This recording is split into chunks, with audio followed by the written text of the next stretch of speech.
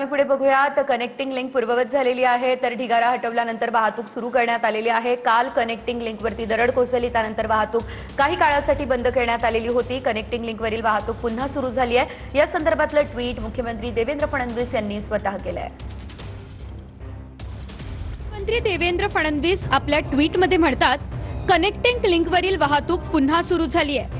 वाहनांची ये-जा पूर्ववत झाली आहे। सरकार सर्वतोपरी प्रयत्न करतंय। सर्वांनी सुरक्षित राहा। आम्ही मुंबईमध्ये 100 पूल उभारले। फडणवीसांच्या टीकेला राऊतांनी हे उत्तर दिलं। विकास काय असतो ते आम्हाला सांगू नका, असं संजय राऊत म्हणाले। एकही पूल बांधला नाही ते आम्हाला प्रश्न विचारतात। फडणवीसांनी ही टीका केली आहे।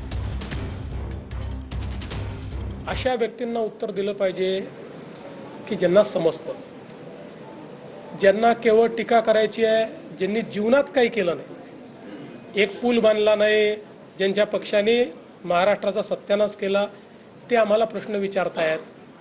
मी एवढंच सांगतो, आजही आपण जाऊन बघा, इंजिनिअरिंग मार्वल असलेल्या या कनेक्टिंग लिंकमध्ये बोगदा असेल, वायाडक्ट असेल, इतक्या प्रचंड परिस्थितीमध्येही त्या ठिकाणी कुठलंही डिझास्टर झालेलं नाही आहे। जे झालेलं आहे ते समोरच्या भागात दरड कोसळल्यामुळे त्या ठिकाणी झालेलं आहे। ज्यांना भ्रष्टाचार करण्याची सवय होती त्यांना मनातनं त्या ठिकाणी असं वाटतंय की यांच्या काळात का होत नाही, आणि म्हणून ते बेछूट अशा प्रकारचे आरोप करतात। अशा आरोपांना मला असं वाटतं की त्या ठिकाणी दुर्लक्षित केलं पाहिजे। मुंबईमध्ये 56 पूल आम्ही उभारले। ते काल म्हणत होते ना, ज्याने एका पुलाची उभारणी केली नाही ते आम्हाला शिकवतात।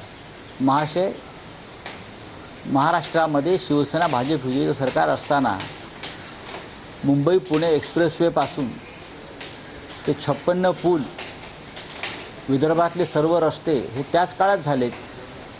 तेव्हा आपण मंत्री नव्हतात, आमदार होतात फार तर। त्याच्यामुळे तुम्ही विकास काय असतो हे आम्हाला सांगू नका।